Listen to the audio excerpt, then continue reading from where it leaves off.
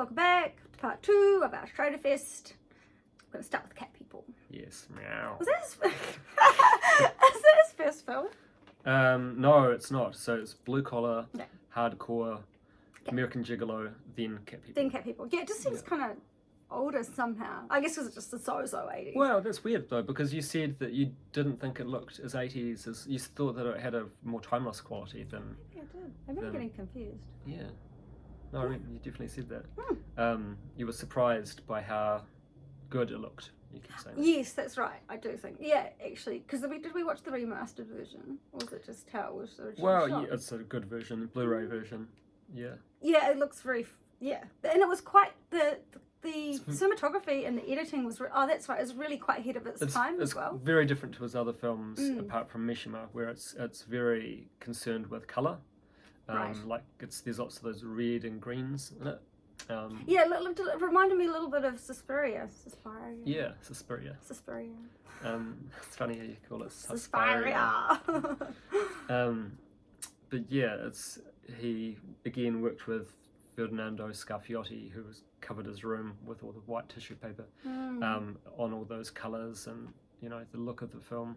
It is, yeah, it's very ahead of its time in a lot of ways, I think. And then there's also these scenes where, sort of starting to transform some of these characters and the way that they see the world, and like these different sort of colours, almost like a UV light is on everything, and that was really cool. Looked really, really nice. Yeah, it's the film features Natasha Kinski as well, and who had an affair with Paul Schrader during the film. That story's actually sad. It's very sad, and let me explain. She it's not much to explain, but yeah, so they had an affair during the making of the film, and obviously Schrader was having a great time, and he actually proposed to he wanted to propose to her at the wrap party, but she didn't turn up to the wrap party.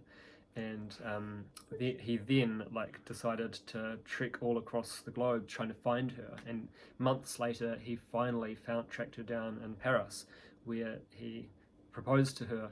And she said no. And she said, "Paul, I always fuck my directors, but with you it was very difficult." It's quite sad. That's quite brutal. Brutal. That is very brutal. Push. She's also got her own very disturbing kind of background, though.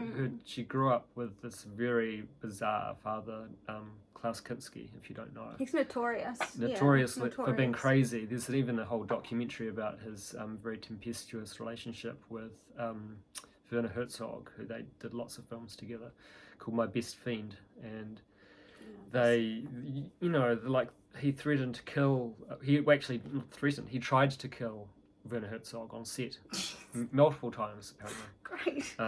So imagine growing up with this father, and he actually sexually abused her as well, which isn't a laughing matter at all. But her sister, whose name I forget, she has kind of talked about this a lot in public. Corroborated it. Yeah. So it's How awful. Yeah, I feel really sad for her as well. It's pretty tragic, really. Yeah, it is. Anyway, but her performance is very good. Yeah, it's in great. This film. Lots of nudity in his films, actually. It's there's normally always some boobs. But it's not just women. Malcolm McDowell, who's great in this film, he's nude. Yeah. Very nude. Yeah. I don't think he is here, but it's so funny because there's a certain era where almost every film has boobs in it. It's just sort of one of those things that 80s films. 80s films has to have boobs. Yeah. Yeah, Schrader was also on drugs a lot during the making of this film.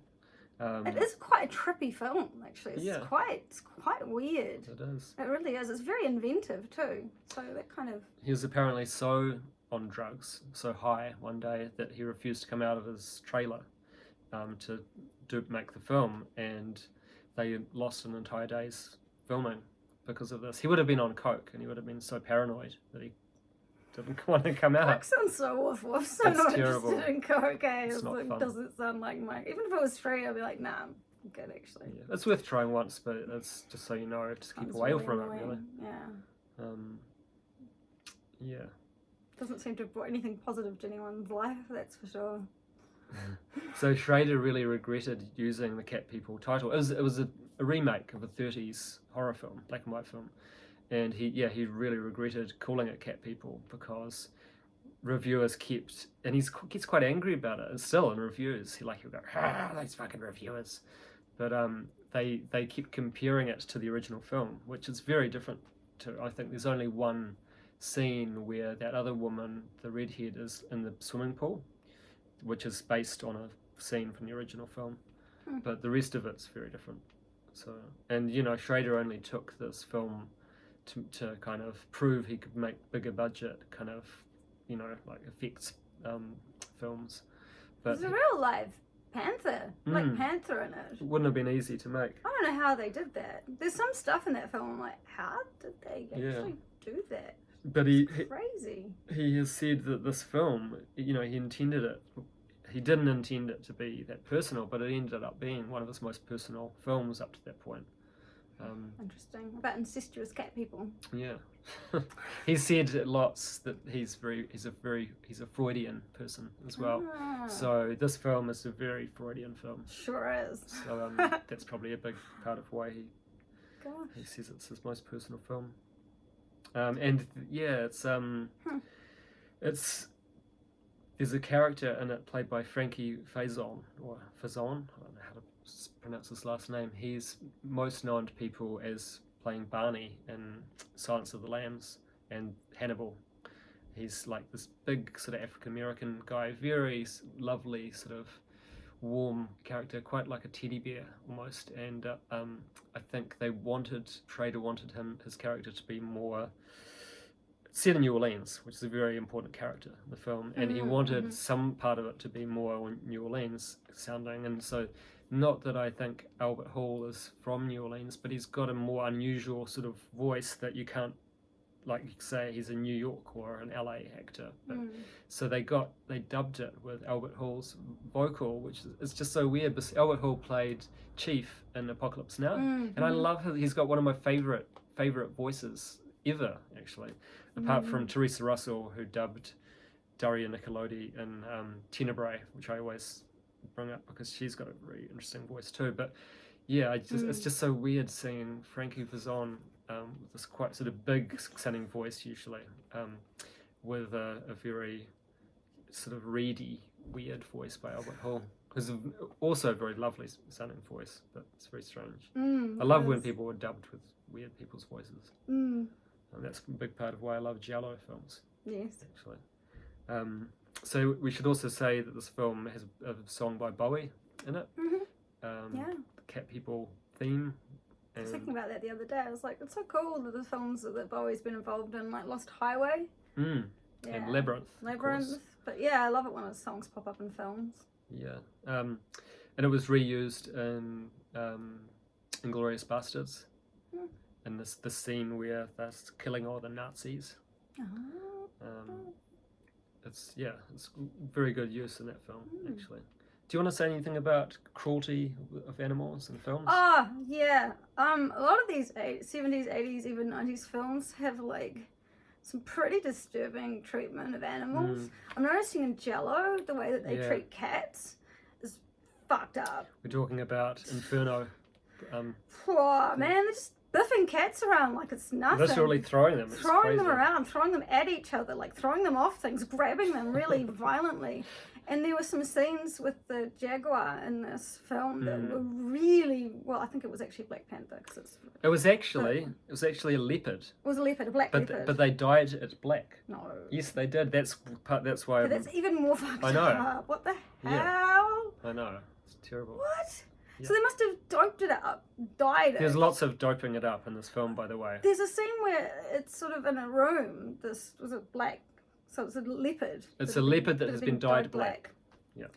And it's in this tiny little room, and it's being sort of tormented, and they shoot it with a dart. And there's a scene where like it's clearly unconscious in a scene, and that was really quite difficult to watch because I freaking love animals, especially big cats, and that was very disturbing. So I don't know, if you're squeamish about animal cruelty, like maybe give this one a miss, because it's just really upsetting to see the way they treated this animal. I didn't like it. I didn't like the ending either. And I won't go into that, but it just gets back into sort of like keeping animals and Yeah, Alison wouldn't like that film. no. So yeah, it's disturbing the way that this beautiful big creature was treated. To be honest, It is. What would you rate it? Out of 5.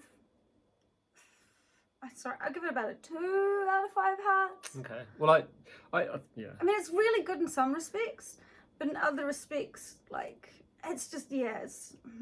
Like I said, personally, I'd give American Gigolo a 7, and I'd give this like 6.5. Right. But so if you're giving it 2, I'd probably give it.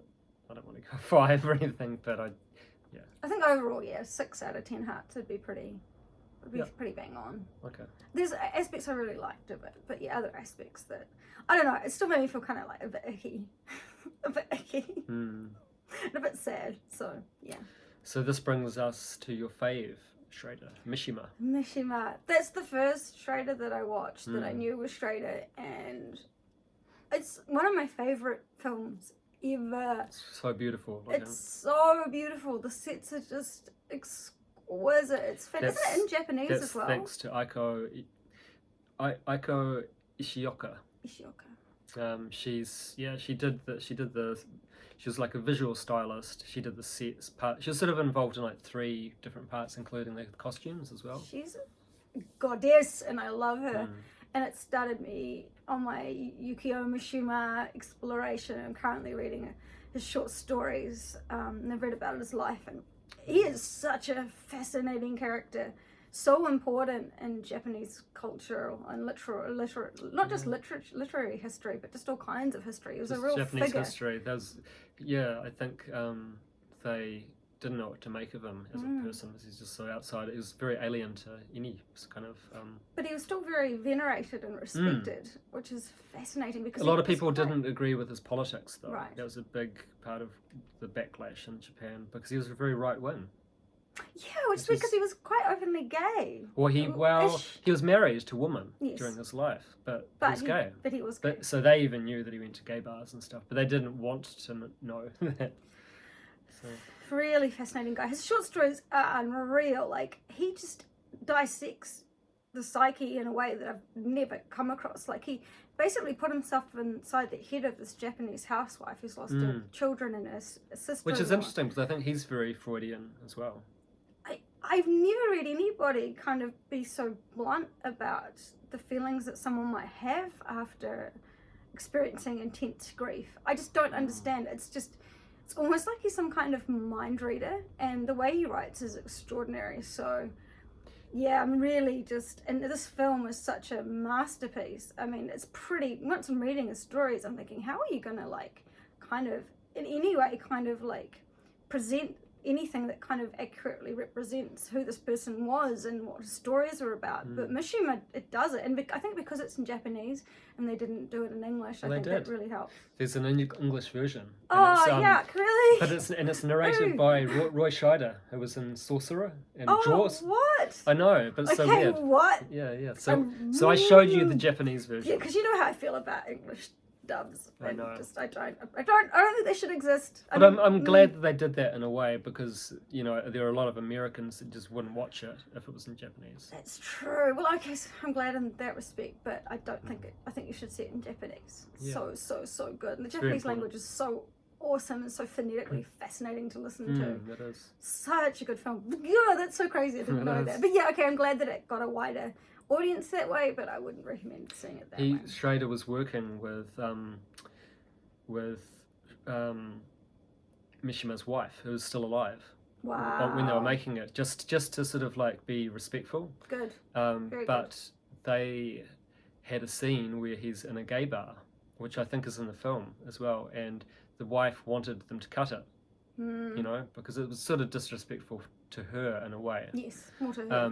But I'm glad he stuck to his guns, because they wanted to show, they wanted to be honest about his lifestyle, and but she pulled out of being in the film after that. Oh, damn, that's a real rock and hard place, isn't it? Yeah, which would have made it difficult to get the film seen in Japan, and it did turn out. It still literally hasn't ever come out in a cinema or been shown in a cinema or been released on DVD or video or whatever in Japan. It's just unreleased. It's like they don't acknowledge its existence there. That's intense. But a big part of that too is, like I said, the politics apparently, which seems quite weird, but yeah. He was a big fan of the emperor. He wanted the emperor to he liked imperialism. Right. He was very supportive of that. Yep. And Japan was sort of they're quite democratic, I think, usually. So yeah, there was a bit of there was that tension between the groups, and he really stuck to his guns in that respect. But gorgeous film, like I think just stunning. My jaw was like hanging on the ground. Aiko Ishioka, I think she also did Bram Stoker's Dracula.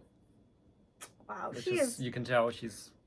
I'm a huge fan. She's a goddess. She's a legend. She's an icon. She is, and this is amazing. This amazing. is Paul Schrader's favourite film of his own.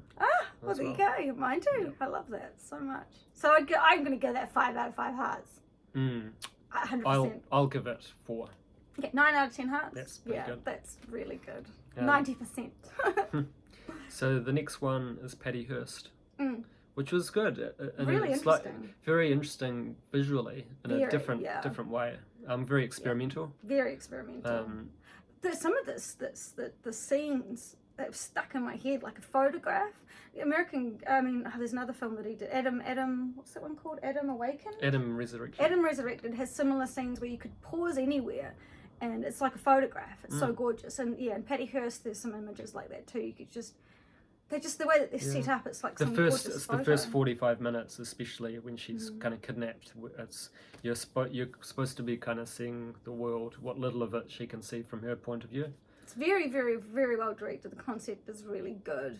And Patty Hearst is a really interesting figure, so I was glad to learn more about it. John Waters actually featured her. Do you want to say something about the story? Like what actually... the story she's kidnapped. She's kidnapped, so she's quite well off. She's a very wealthy father. She's kidnapped from university. She's had a very privileged life up to that point.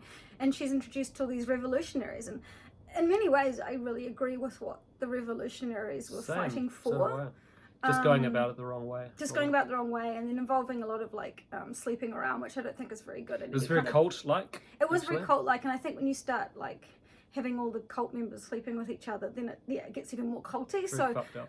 Yeah, they're very anti-capitalism. The cult leader is played by Ving Rhames, who's very charismatic, as you remember him playing Marcellus Wallace in Pulp Fiction. He's so big. He's and got buff that beautiful voice. Yeah, beautiful voice, incredible presence, very proud. Like I say, I really agree with a lot of. He's like a big lion. Yeah, definitely. Yeah, he's got this magnificent presence, regal presence. So interestingly, she was seduced by this movement, guy. These revolutionaries. I don't think it was him necessarily. I think she started out with other people. Okay. She was blindfolded for a really long amount of time, and she kind of they opened up to a new way of thinking. And there might have been some Stockholm syndrome, but I think that it was even deeper than that. Yeah. And she ended up assisting them in some of their robberies, and then there was of course the court case when she finally was sort of captured. And the trial by media, the judgment from her own people. It's a really sad story because I don't think Patty Hearst could really win one way or another. And I don't think she really understood. She was so young. I think she was only 19 when she was kidnapped. And I think the public just really didn't take that into account, how young and impressionable and how sheltered she'd been her whole life. So Lucky she didn't die, actually. Lucky she did get to make all those John Waters films because, they killed most of the other members and the house they were living in was burnt down and they had bank robberies where the others were shot and stuff. So she was literally one of the last 3 or 4 people, I think. And some of them ended up in jail when they were caught. But they weren't. But she was actually officially pardoned by Bill Clinton in the last act he ever did before he left office. Yeah. So that's quite interesting. But yeah, it's really sad to think about the way she was treated. She was treated better in this movement than she did when she came back out. And it does really say a lot about American culture and the police system and the FBI and just their sort of backwards views to everything. So yeah, especially if this case had come up now, I think it would be a bit more nuanced, but fascinating story. Great performance by Natasha Richardson. She's fantastic. She's a British actor. She's so good in this. Yeah, interesting. quite a different sort of American accent as well.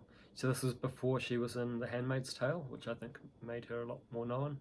And she was also in Comfort of Strangers, which we're going to get to soon. I think she would have gone on to make a lot more films, but she died in a freak skiing accident. Yeah, in her 40s apparently. or something, Yeah, which is really sad. Very She's sad. she's a really, really amazing actress.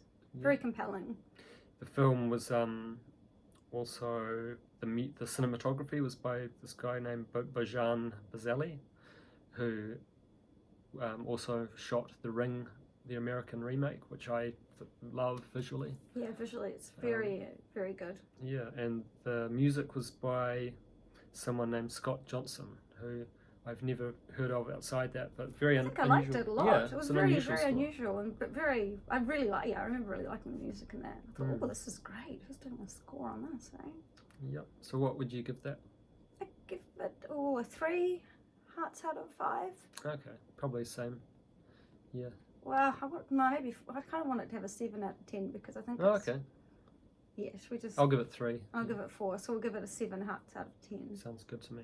Yeah, it could get you very interested in just looking more into this case, and I almost want to write a blooming essay on the whole thing. But yeah, good on John Waters for not treating her like an outcast. And although, mind you, Well, if he you're in a loves John- outcasts. Yeah, it's like, if you're in a John Waters film, it kind of reinforces your sort of Yeah. unusual. But she's a very interesting woman, and I got a lot of respect for her. Yeah. Big time.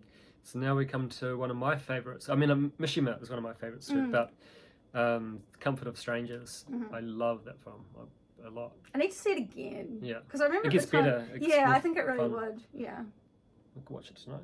Yeah, I think we should.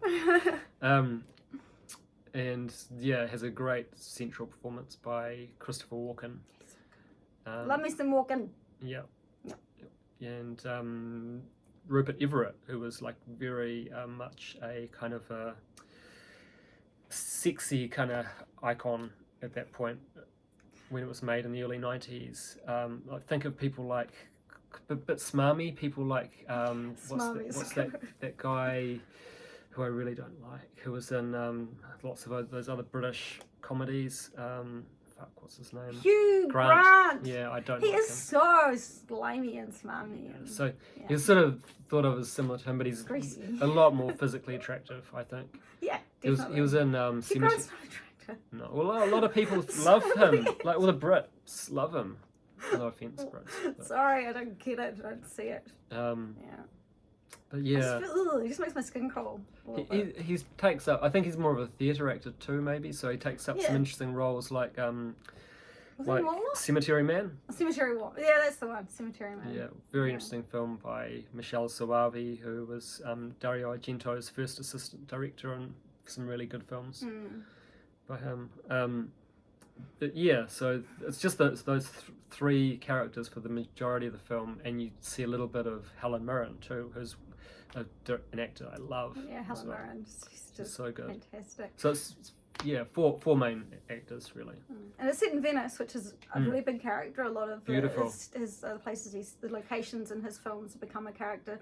Venice looked gorgeous. Though Schrader has said that he tried to make, literally shot it in the parts of Venice that are the most kind of Eastern parts, that are sort of the less Italian parts, but the more sort of unusual, because he said that, I don't know all the history behind it, but there are parts of the city that are like a lot closer to the east, or a lot visually quite different. So which was good for him financially too, because I think that they couldn't shoot in a lot of the more Italian places anyway, so this opened it up. So you're talking about more Western sets, because Eastern is like Eastern or I think more Eastern, or it's like Eastern. Spanish or something, like less Italian, less European, more like, I mean, the soundtrack is by Angelo Badalamenti, and his soundtrack is not Eastern really, but it's not just Italian either. Like there's some more quite exotic. interesting. Exotic is a good word for the film. I really want to Visually go to Venice. I want to see it. Florence, my best friend reckons, I think it was Florence was her favourite place. That she's been. I'd love to go there. Yeah, I haven't been to Italy. She said it's gorgeous in Florence. Lots of art and cultural sort of monuments and things. I think by setting at a bit outside of the what you usually associate with Italy. It makes it a bit more sinister. or Yeah, something, it did. Yeah, it's quite a sinister film. which it needs that because Walken's character is quite a sinister. It is the one that's probably the most verging on horror of his films, Yeah. I'd say. Well, Cat People's kind of horror too, Wow, actually. The Exorcist prequel. Oh, yeah, true, that. But those couple, yeah. But yeah, it's really got some really, really interesting cinematography, really great performances. Yeah. It's very important to say too that it's based on a book by Ian McEwan, I think, which I haven't read, but it's adapted by Harold Pinter, who's a very famous playwright, very good playwright. And then Paul Schrader is usually a writer, so it's this weird mixture of these three writers, really. But I think Schrader wanted to change a couple of scenes, but he found it quite interesting sparring with Harold Pinter, who was very sort of grumpy about changing anything. And the clothes in it, Armani, it's like American Gigolo. Walken kept his Armani suit that he wore, the white one. He's allowed to do whatever he wants, except Christopher He Walken. is. He's no John Travolta, that's for sure. And he wanted to base that character on 40s American noir characters that sort of wear these white suits and are very sort of charismatic, sort of like peacocks. Yes, They're very full of strutty themselves. And, And apparently Helen Mirren and Natasha Richardson both had long-term relationships with Liam Neeson. Not that he's in the film, but I'm gonna bring him up in another bit of trivia soon. It's quite interesting to think about. Yeah, that is interesting. So what would you give this film? 4 out of 5 hearts. I guess you need to see it again. But I know that I trust your taste, and I know that it's going to grow on me more and more. Yeah, I'd give it 4. I think it's 8 out of 10 hearts, because that's what I was thinking. I was like, it's not a 7 out of 10, it's an 8 out of 10 hearts. There's only a few Schraders that I'd give, like Card Counter, Mishima, this one, and Light Sleeper, actually, which is our next film, featuring Willem Dafoe, who's ended up working with Paul Schrader on 8 films. Yeah, they're really tight, those two, I think. They love working with each other. They really are. I mean, they'd previously worked kind of at a distance, I guess, on Last Temptation of Christ with Dafoe, DeFriend as JC. Actually, we better change the reels again and do a third part. Okay. So, and because we've really got to talk about autofocus. Because that movie is crazy. Okay. Wow, yeah. See you next See you soon. time.